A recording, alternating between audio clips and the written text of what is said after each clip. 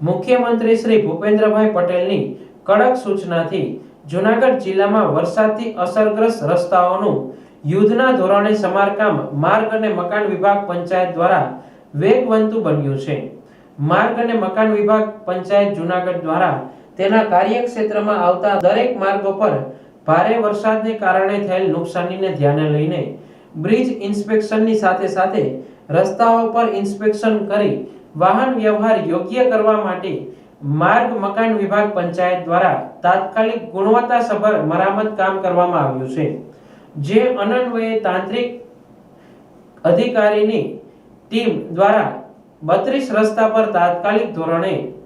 પેચવર્કથી મરામત કરી રસ્તાઓ વાહન વ્યવહાર માટે યોગ્ય કરવામાં આવ્યા છે।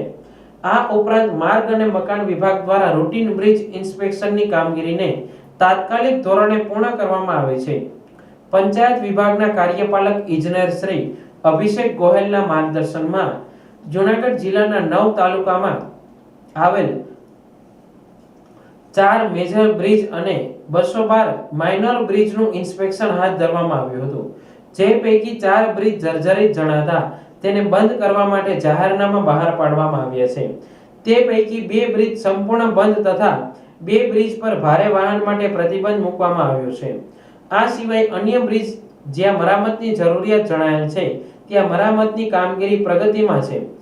જે સત્વરે પૂર્ણ કરવામાં આવશે। જૂનાગઢ જિલ્લાના મેંદરડા તાલુકાના બરવાડા સીમાસી રોડ પર આવેલ બ્રિજ જે 50 વર્ષ જૂનો હોવાથી